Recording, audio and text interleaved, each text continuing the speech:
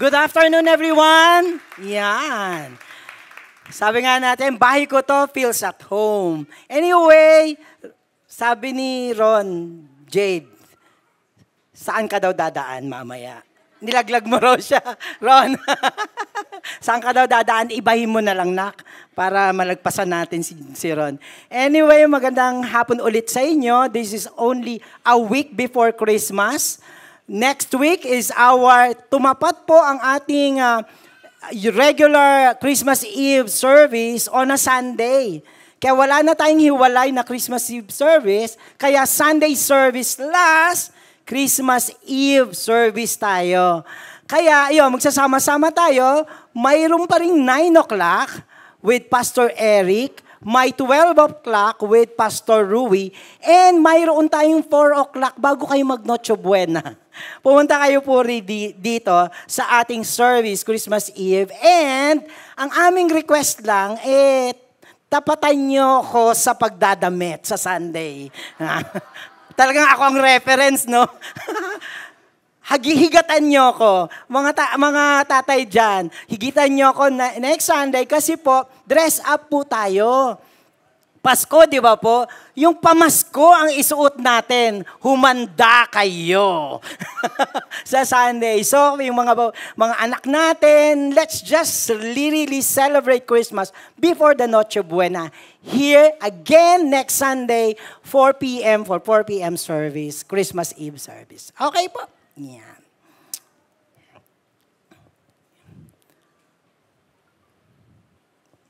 Yan. Ayan. Alam nyo, tuwang-tuwa si Sir. Si Jade. Ikaw na. Alam nyo, finally, yung pinag-usapan nila, pinagplanuhan nilang travel ng girlfriend niya. Kaya handang-handa siya 5 days. Wow, sasakay sila ng eroplano. Kaso medyo nahuli yung GF niya, yung jowa niya. At saan sabi ng jowa niya, huwag ka mag-alala, yung mga essential lang ang dala ko. Naku, baka mapapahiya si Jade kay Kim. Anyway, ayaw gumana po. Wait up. Oh, ayan na po siya. Yung pala kala ko, na-upset pa niya, di ba? Mas mataas pa siya, mas madami pa siya. Tapos sabi nung girlfriend, yung GF, ang sabi niya, kung may nakalimutan ko, sana dinala natin ito. Inaano niyo ako sa timing ko, Why is it doing? Nakalimutan ko, sana dinala natin yung grand piano. Saan katutak na nga yung dala natin? 5 araw, tapos yung grand piano pa gusto mo. Kasi, naipit ko dun yung ating ticket. So, paano tayo makaka-board? Takbo yung dalawa, nagmamadaling umuwi at bumalik sila. But, because they missed the flight, nalungkot sila, and then, nag-break na sila. All because nakalimutan nila ang pinaka-importante sa travel at pagsakay sa eroplano, ang ticket. There are a lot of things in our life na ang daming aksesorya. Lahat, ang daming gustong dalahin, may namimiss tayong mga bagay na importante. Siguro nga nauunahan tayo ng maraming mga accessories and yet, but the point, hindi natin nalilimutan natin ang pinaka-importanteng bagay. Yung Christmas natin are with a lot of accessories and trimmings and color. Ang problema, ang nakakalimutan, yung ticket sa Christmas. Minsan, ang tingin na lang sa Belen ay dekorasyon, ang ganda, may music, may shepherds, may angel, may host of angel. Di ba parang ganun? Minsan, ang dating pa fantasy na di ba po? Minsan parang mystical na lang and mysterious with all these streamings, nakakalimutan yung ticket ng Christmas. This afternoon, on the 3rd week of our series, The Miracle, pupuntahan natin yung pinakatiket ng ating Christmas celebration and the reason when the miracle of incarnation. God became man. At ito ang nami-miss na point ng karamihang celebration ng Christmas. Ang ganda talaga ng Miracle Series, if I may say. Sa series na ito, di ba, nag-zoom in tayo doon sa mga detalye. And this time, we will be going into the details about the incarnation. Parang hindi nyo naisip, no, incarnation na pala yun, and God became man. Nami-miss out yun because of all the trimmings. At yun ang ating pag-aaralan ngayon. Let us all rise and let us read our text. Luke 2, verses 8 to 20.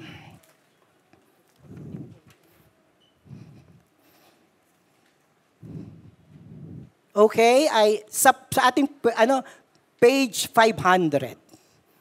Yan. Okay, para one page tayo, I will waiting for everyone. Sa pamilya, walang nami-miss out. Kaya, page 500.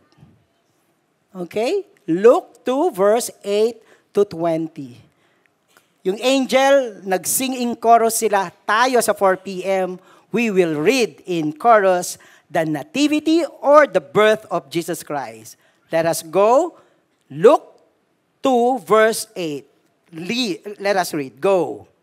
And in the same region, there were shepherds out in the field.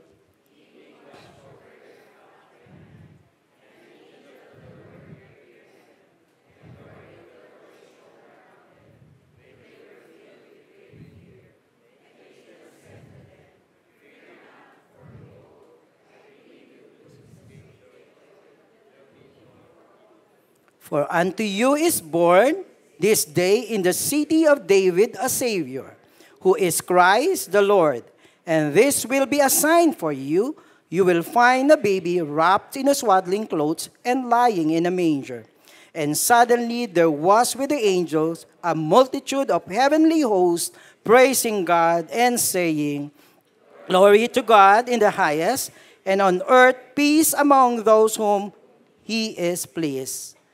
When the angels went away in the heaven, the shepherds said to one another,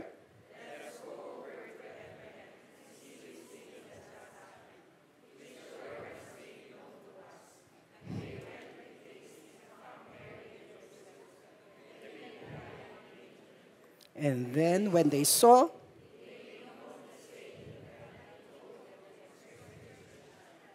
and all who heard it wondered at what the shepherds told them. But Mary treasured up all these things, pondering them in her heart. And the shepherd returned, glorifying and praising God for all that I have heard and seen as it had been told them. Father, we praise you, God, for the reading of the Bible, even as the study, Lord. Lord, yung ticket ng pagdating mo dito sa mundong ito, sa kaarawan na celebrate namin ng Kapaskuhan, maunawaan namin ng higit o ma-refresh kami sa katotohanan ng Kapaskuhan. Maraming pong salamat sa pangalan ni Jesus. Amen. You can be seated po.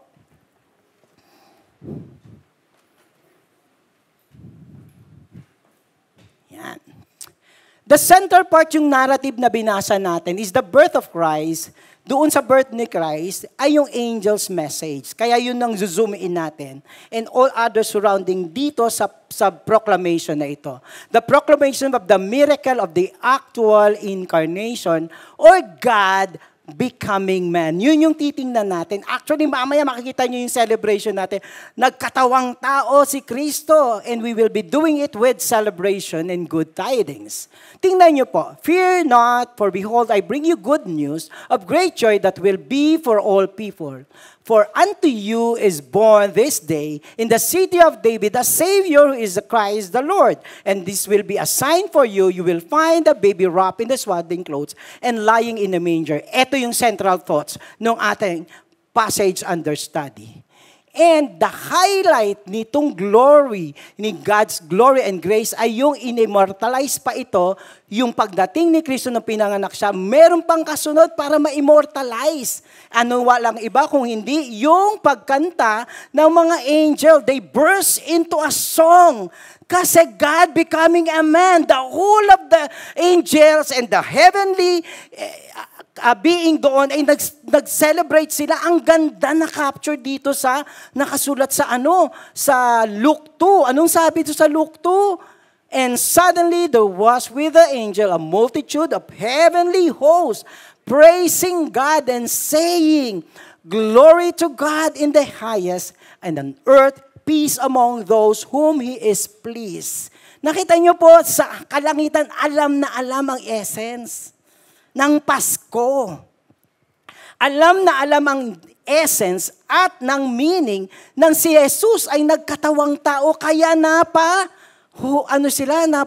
worship sila with all the hosts of angels.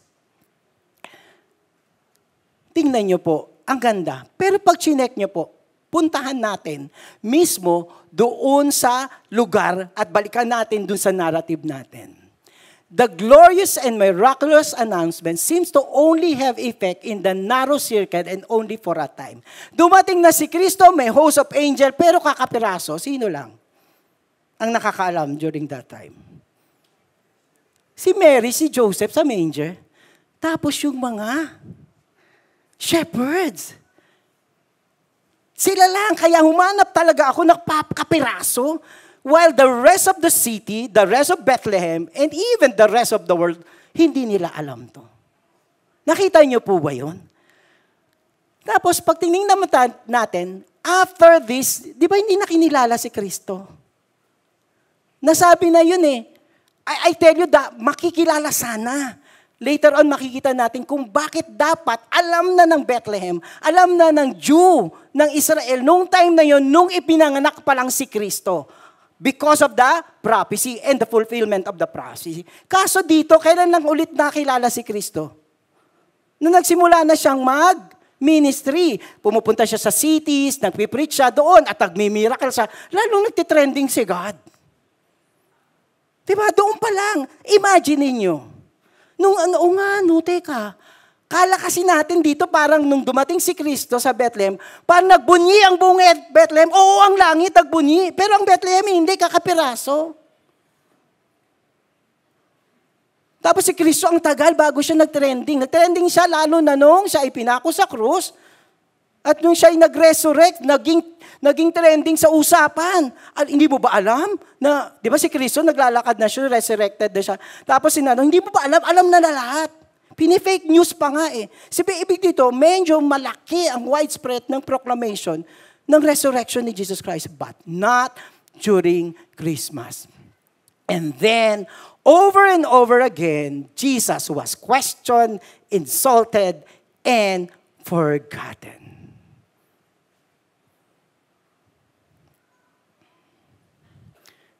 Yung impression na nakakalimutan ay hindi strange. Because man has the natural tendency to forget and be swayed by other concerns and issues and priorities. Ang bilis na nanakaw ng bagay na mahalaga sa hindi mahalaga, lalo na ngayon. Sige, komplikado ang buhay natin ngayon. Pag tinchinek nyo, bakit komplikado? Habol ng habol dito, habol ng habol doon. Pero yung essence, nawawala. Kaya ngayon, yung kay Kristo, about Christ and the Christmas, ang bilis ma-lost ng impression. Kasi ang tao, madaling makalimot. Di ba po? Ang nangutang, madaling makalimot. Di ba? Ang tao, there is this tendency na nalilimutan niya ang mga bagay-bagay kahit mahalaga. Kasi mas marami siyang priorities na nakikita tuloy, lumiliit ang mga bagay na importante, especially about our faith and God. Bakit pa may mabonggang announcement? Di ba? Ang tindi ngayon, nakita natin, nakita niyo, kaliit lang pala during that time. Pero dito, nakita na natin, that was the idea. Kaya isinulat siya. It has so little effect during that time, but nakita nyo later on hanggang ngayon kung gaano kaimportante ang announcement na ito. Paano natin higit na makikita? Gaya ng ating series, let's zoom into the principal actors. Sino ang principal actors? Aside from Mary and Joseph, we have the Lord introduces the shepherd. At dito makikita natin the miracle of the incarnation, not only sa ating salvation, but in our daily life. Sa pang-araw-araw na buhay natin, Pasko. At makikita natin ang dahilan as we go through the shepherds. Bakit kaya among everybody, ang shepherd ang naging concern at nagtanggap? Una sila yung napiling tumanggap. At bakit sila ang sensitive to the good news? Why? First, yung prophecy about Jesus coming in the Old Testament to redeem Israel, distinguished dun sa prophecy, Bethlehem and David. Kilala nyo ba si David? Bago siya naging hari, siya ay shepherd. John 7 verse 42, has not the scripture said that Christ comes from the offspring of David and comes from Bethlehem, the village where David was. Ikaw nga, shepherd ka. Di ba? Ang lapit sa puso ng mga shepherd. Tapos taga Bethlehem ka pa. Tapos sa angkan ni David, manggagaling ang tagapagligtas. Kaya ganun sila. Kaya close sila. Among the many people there, sila ang conscious at waiting for the fulfillment of the promise. Isa pa, ang mga shepherd ng Bethlehem, ang nag-aalaga ng mga sheep na ino-offer sa temple. Di ba malapit sa sa spirituality, right? Malapit sa Diyos. Naku, hindi ko alam kung okay lang kay Che. Si Che, yung ating nagme-maintain dito, yung popular na si Ate Che. Ay, sobrang popular si Ate Che. Huwag niyong aawayin si Ate Che, buong barangay kalaban niyo. Hindi pa siya Christian. Dito siya nagtatrabaho. Una, wirdong-wirdo siya sa mga kantahan natin. Ngayon, pwede na mag-song lead. There is may closeness Itong mga shepherd is the same. Alam nila yung inaalagaan lang niyang tupa. Sheep, tupa nga One day will be sacrificed in the temple. So parang meron silang in a way calling ng priesthood. They were feeding their flocks in the same field from which David had been called by God to shepherd the people of Israel. Alam na alam nila yung kwento ng katulad nilang shepherd. At doon sa field na doon saan sila ngayon kinausap ng mga anghel, doon din si David nag-tend ng sheep nung siya'y tinawag. Di ba ang lapit-lapit? Di ba pag doktor, tatay, lolo, doktor ka na rin. Di ba ganun din sila with Jesus, the pronouncement of the fulfillment of the prophecy. The shepherds of Bethlehem were cherishing the tradition of David's shepherd life in their home in Bethlehem. Kaya very receptive sila. This explains the devotion of the shepherd. They gain a higher spiritual receptivity than others. Kaya ang kuha nila, gets nila. Kaya kapag sila binigyan ng announcement, in fact, I'll just add this, it was an answer to their prayer. Alam nila na may darating na tagapagligtas. Pray sila ng pray. Lord, pag tiningnan nila yung bansa nila, ngayon sakop kami ng mga Roman, dati Greek. Tapos anong gagawin mo? Kung alam mo na mayroong tagapagligtas, mananalangin kang dumating ang tagapagligtas. Kaya when it was revealed to them, they received it with such greatness. Hindi binaliwala. How many times, minsan, yung mga message ni God ay dumadating sa atin because we are so preoccupied with other things, yung message ni God lumalagpas. Pag natutulog ka, pag nagpipreach, lumalagpas. Kapag naglalaro at nag-FB, kapag nagpipreach, ang mensahe ng Diyos ay lumalagpas. Pero hindi sa mga shepherds. Luke 2 verse 10, For unto us is born this day in the city of God a Savior who is Christ the Lord. Pag tiningnan niyo po yan, saan na kaya dyan ang incarnation? Born this day. Di ba yung iniintay nila, born this day? Pag pinanganak, hindi naman siya galing sa spaceship nung dumating. Hindi siya parang, espiritu na bumulaga. Anong sabi dun sa announcement? Born this day. This is incarnation. Nung una nga, sabi ko, ang nakalagay dun sa grid namin, dapat incarnations. Sabi ko, inaral ko, saan dito masyado yung i-highlight yung incarnation? Born this day. Ipinanganak. So, tao. Nagkatawang tao. Tingnan nyo pa yung mga titles niya. Christ, the Savior. Lord, the Savior. Nakikita nyo, kahit nagkatawang tao, the title says that He will be the Redeemer. Ito yung inaantay namin. Christ pa. Alam niyo ibig sabihin ng Jesus Christ, hindi apelido yung Christ. Jesus the Messiah. Alam niyo ibig sabihin ng Messiah, sa kanila tagapagligtas. And wait, meron pang katugtong, Lord. Fully package yung yung the baby was born. Kaya yun, actually, they could not fully comprehend. Yung ngayon, na nakita na natin, na naaral na natin, nung time na yun, di nila pa siya fully comprehend. Kaya medyo ngayon, sabi ko, fully comprehend na natin. Hopefully po, naiintindihan na natin. Kaya when it is about Christmas, God becoming a man, we know it, sasabihin natin. And this will be a sign for you. You will find a baby wrapped in a swaddling clothes and lying in a manger. Pag ikaw yung nakikinig, Christ was born. Tapos anong sabi nung angel sumunod? A baby wrapped in a swaddling clothes and lying in a manger. Saan banda ang Christ dito? Di ba? Lampin ng swaddling pa. Hindi man lamang sa ospital ng may kawayan. O kaya St. Luke. Di ba? Parang it fits the title of Christ and Savior. Anong sabi ng angel? Wrap in a swaddling clothes. Parang hindi. Marilito ka nga. Ito nga ba yun? If you are the shepherd na nakarinig, pero it will be a sign. Kaya sabi ng mga shepherd, eto na yun, this is it. Kasi di ba, wala namang ganung hanggang ngayon, meron pinanganak sa taxi.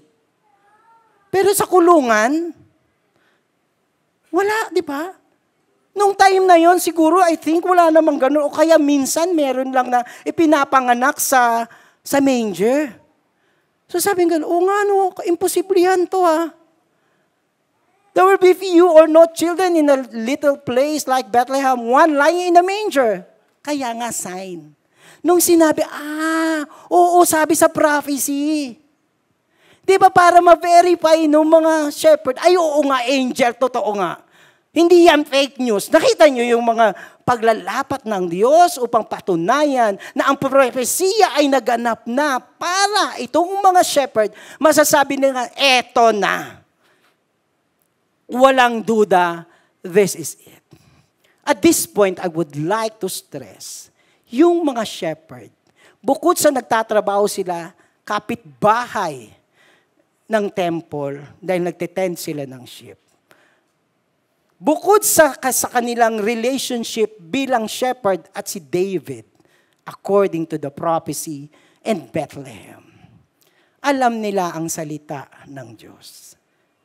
Take this. Kung hindi nila alam yung prophecy at hindi nila pinag-aaralan to, o kaya hindi nila pinapakailaman ang Old Testament word, kahit anong sabihin ng angel, baliwala sa kanila. For us to really appreciate God and His blessing and His promise and His words, we need to ground our life and relationship to God with His words. Alam nyo, personally, it's my advocacy to push people to really study the Word of God. And whenever I have opportunity, lalakihan ko ang font upang sabihin sa inyo, mag-aral tayo ng salita ng Diyos. Kasi kung fake news, yung angel, kunwari angel, yung pala angel siya sa baba, madadali sa fake news ang mga shepherd kung hindi sila well-versed sa Word of God. Di ba po? It really helps us to really move in our life. Minsan nga dito na lang tayo makakarinig ng salita ng Diyos. Hindi ka pa atin ng 5 buwan. How can we build our faith and knowledge of who God is? Tingnan nyo, alin dito ang pinakamahabang portion sa Sunday service? It's not because of the pastor, it's because we are here to study the Word of God. So whenever, like shepherd as we are, we know what is true and we will be growing in our faith because of the Word of God. Tingnan niyo po, John 1:14. And the Word became flesh and dwelt among us. In the upper verse, ano ito yung word na ito? This is God. The Word of God is God. And if we don't value the Word of God, we are not also valuing who God is. And then, moving on, anong sabi? Natakot yung mga yung mga shepherd. Anong sabi? Fear not, for behold, I bring you good news of great joy that will be for all the people. Ang weird, natatakot sila. In verse 9, natakot sila eh. Natakot sila yung appearance ng angel. Nung kinakausap, nataranta sila. Tapos sabi, huwag kayong matakot. Pero anong sabi niya? Good news to. Ayan na yung presidente ng kumpanya, may sasabihin daw, di ba, natakot kayo. Sasabihin na ngayon, ano kaya yun? Ngayon, pinoproklam ako na may 14-month pay kayo. O di ba, good news? Sana nga, no? Pero nakita nyo, ang sabi niya is, good news of great joy, not only with them, the smaller circle, but with all the rest of the world, sa simula hanggang ngayon. All our fears and pains and hopelessness, even our sins and condemnation are taken away by the incarnation of Christ. Kung may isang bagay na ipagpapasalamat tayo sa Pasko, meron tayong pag-asa sa sama ng loob, sa sakit, sa pain, sa hopelessness. Even our sin, and the wages of sin is death, into the eternal fire, but because may Pasko, but because God became man, do not fear. If there is a lot of hopelessness and pain and wounded heart and life and relationship, do not fear. God became man for you.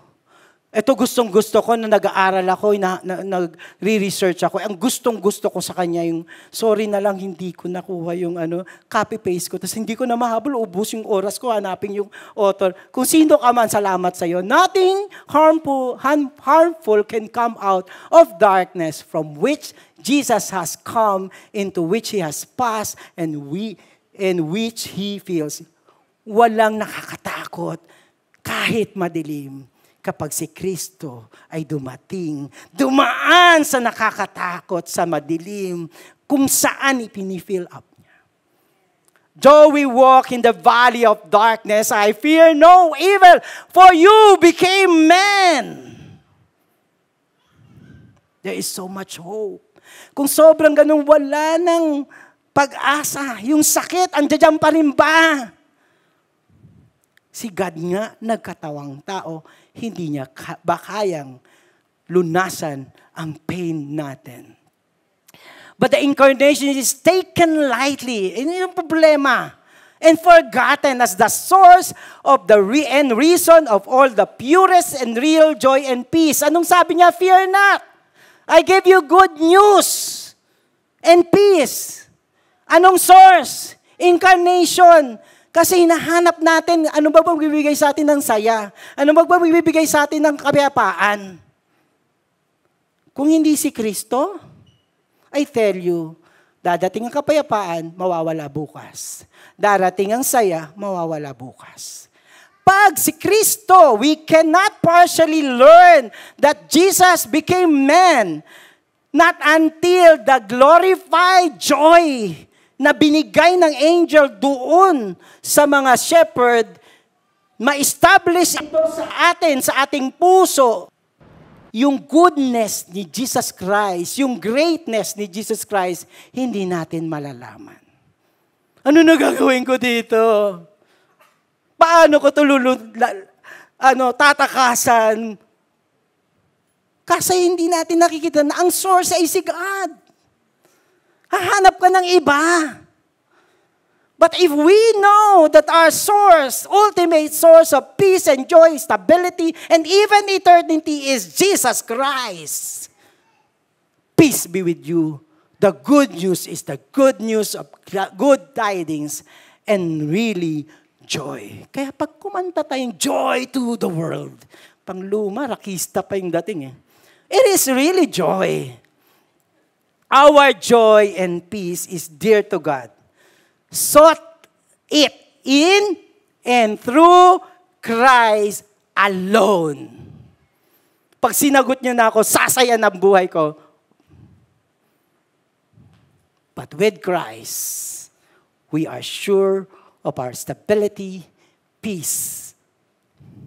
Tingnan niyo po. No, and suddenly there was with the angels a multitude of heavenly hosts, praising God and saying, Glory to God in the highest, and on earth, peace among those whom He is pleased. Tingnan natin yung time, yung place, at yung people na nakakita at nakarinig nitong good news. Una, para sa good news of peace on earth, there is the simple place, the timing, and the people. Unahin natin yung place. Bakit kaya hindi sinabi sa temple? Saan sinabi? Sa field. Not in the temple in Jerusalem, who could boast of their own glory. Not in the crazy and busy world, great centers. Hindi doon sa matitinding mga nagpupulasa, maraming makulay na mundo, wala doon. Saan? Sa hindi mo papansinin. Sa simpleng damuhan. Kanino? Sa simpleng tao. Nakita niyo po yung mensahe ng Diyos? Kung bakit binigay sa kanila ang tungkol sa kapayapaan. Sa silent night. Kasi sa maingay na mundo, hindi natin naririnig si Kristo. Sa mayabang na mundo, sa lahat ng posisyon at power, agawan ng atensyon, hindi natin naririnig. Kanino binigay? Sa simpleng tao. The simple shepherd, na kahiwalay pa nga, obscure pa nga sila eh. Tingnan nyo yung response ng mga shepherd. When the angels went away from heaven, the shepherds said to one another, Let us go over to Bethlehem and see the things that has happened, which the Lord has made known to us. Nakita niyo po? They believed. At alam nila, sinabi ito, ang mensaheng ito mula kay Diyos. And they went in with haste and found Mary and Joseph and baby lying in a manger. May resibo. They were able to prove that indeed, yung sinabi sa kanila at pinanaywalaan nila, may proof. The message came first to men lowly and hidden, without worldly power or place. Bakit? Bakit sa kanila sinabi? Simple nga sila eh. Hindi sila yung Kita nyo una, God is no respecter of person. Kung walang pumapansin sa'yo, pinapansin ka ni Lord. At nakikipag-usap siya sa'yo. Hindi lang sa mga pastor. Hindi lang sa mga taong nasa taas. God is no respecter. But more importantly, God chooses those who have the humble and simple state of heart. Yun ang pinili niya. Bakit kasi? Of course, pinili din si Mary at si Joseph. Bakit yung humble ang pinili niya? Yung walang posisyon. Kasi po, when they saw it, they made known everything that had been told to them concerning this child. Bakit sila yung simple? Kasi you may humble and simple state of the heart, like Joseph and Mary, they are plain-hearted. They could never thought to invent the story. Pag sinye nila yung story and spread it, hindi nila i-impose. Makinig ka sa akin, no? Wala sing kapangyarihan. Plain and simple, this is the Word of God. You listen to me, I am the boss here. Wala silang ganun. Di ba ang puro? Kanino nakasentro? When we preach the gospel, hanggat maaari, tinatapyas namin. Lord, tulungan mo kami. Tinatapyas namin kami. Hindi yung opinion namin. Hindi yung galing namin, hindi yung style namin. The purest word. The same goes with the simple heart na pag binalita nila, si Kristo ang sentro. Si Kristo lang at wala nang iba. Hindi nila, there is no vested interest. No promotion of self. Wala. Kaya simple yung ginatawag ng Diyos. Simple ang gusto ng Diyos mag-spread out ng kanyang salita kasi purong sasabihin nila. Take note of Mary. Mula sa iyong sinapupunan,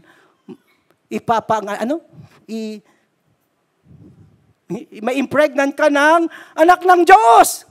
Ikaw si Mary. Hindi ka simple. Allah, aura ka. Mga lahat kayo na mga nagchika sa akin, inaway ako, may pamaypay pa yan. Ang Diyos ay nasa tiyan ko. But because she has that kind of a simple heart, there's no problem. Let's stay humble.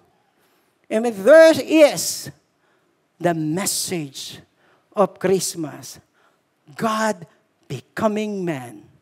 Let us also be like them. Tingnan nyo si Paul in 1 Corinthians 1:22. For Jews demand sign and Greek seek wisdom. But, sino pinipreach niya? But we preach Christ crucified, stumbling block to the Jew and follow to Gentiles. Sa buong mundo, sa nagmamarunong, sa gusto lang prosperity, sa gusto lang pengi, Lord, si Kristo na nakapako sa krus ay kamangmangan. But this is the gospel. Sabi ni Paul, but to those who are called both Jews and Greek, Christ, only Christ is the power of God and wisdom of God. For I decided, sabi ni Paul, to know nothing among you except Jesus Christ and Him crucified. The Lord wants us to continually have that simple state, humble and simple state of the heart. Palaguin ba ng Diyos ang lahat ng mabuti niyang plano sa iyo? Iangat ka man sa estado mo, financially and in position, ang hahanapin pa rin ng Diyos is the humble and simple state of the heart. Anong key dito? Diretso ko na dun sa Tingnan niyo po, nung binalita sa mga shepherd, anong sa kanila? They wondered, and all who heard it wondered at what the shepherds told them. They wondered. Ibig sabihin, wow, namangha, na-touch. Pero, they stopped there. Hindi nila pinonder yung salita o yung word. Naapektuhan, na-touch, but only for a moment. It soon died out. And were not fully affected by the deep meaning of God becoming man. I just hope that not only during this time of Christmas or every Sunday na yung salita ng Diyos ay hindi natin malilimutan. Baka hanggang Wednesday lang. Pagdating ng Thursday, Friday night habit, nawawala na ang salita ng Diyos. Ang humble heart would always treasure. Tingnan nyo, sila nag-wonder. Pero anong sabi tungkol kay Mary? But Mary, the Mother of God, treasured up all these things, pondering them in her heart. That simplicity. This is the Word of God. This is Christ. Pondering Christ in our heart. More than anything else. Huwag ka, hindi lang si Mary, yung bida natin, mga shepherd. Anong sabi ng mga shepherd? Anong sabi sa shepherd? And the shepherd returned, glorifying and praising God for all they have heard and seen as it had been told them. Simple heart. Humble heart. There is no other but Christ and His Word. Nawa ang Kapaskuhang ito ang magbigay sa atin na magpa-under natin kung sino si Kristo. Remain really humble before God. Puhuntahan ko na lang po si Mary. Yung kay Mary na lang po.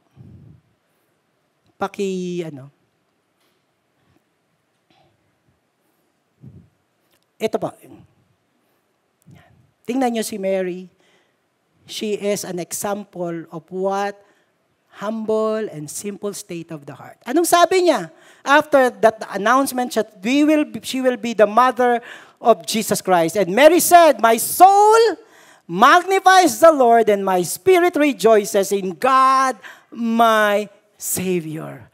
For He has looked on the humble state of His servant."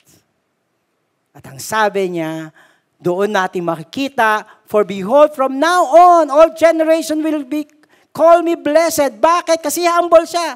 Hindi blessed kasi mayaman siya. Hindi blessed kasi maganda siya. Hindi blessed kasi matagumpay siya. Blessed because God mighty did great things to her. Because God had a mercy in her. God becoming man ang ticket natin sa pag-celebrate ng Kapaskuhan. Let me call the worship team here and let us all stand. May isa pa po akong verse na gusto ko, ganito din ang ating gawin. The glory died off the hillside quickly. Di ba? Pagkatapos, kakapiraso lang. And the music of the song scarcely longer in the ears of the first hearer. Pero buti na lang na-document yung praising ng mga angel. Kaya may kanta tayong nawala. May kanta tayong glory to God. And anong sabi? Every generation turns to them with wonders and hope. Ano yung worship na yon? Glory to God in the highest, and on earth, peace among those with whom He is pleased. Now, knowing when Christ was born, let us join the heavenly host in glorifying the Lord. At makita po natin to, though parang ang nakita natin doon sa ating kakantahin mamaya is Him at the cross, pero kantahin natin ito nung dumating siya sa pinagpagdiwang nating kaarawan ng Kapaskuhan. 4 p.m. people, let us worship our God.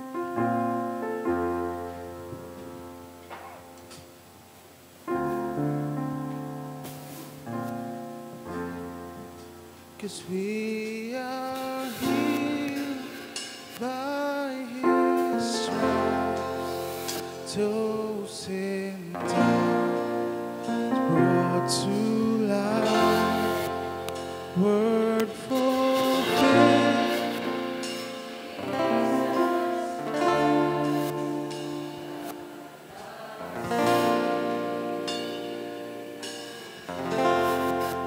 'Cause we are healed by His stripes, those in darkness brought to light.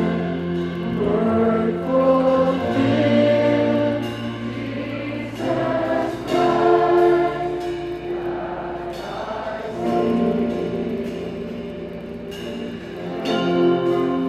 we are healed by His stripes, those in darkness brought to light. Word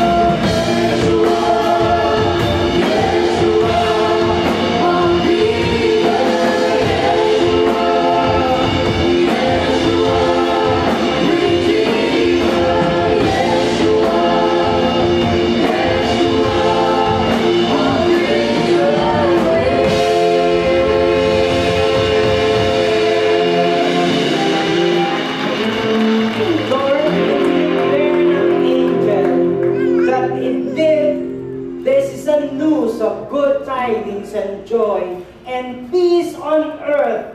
Mula nang pumunta ka doon sa Bethlehem hanggang ngayon, at sinasure mo kami na ang joy and peace only comes from you.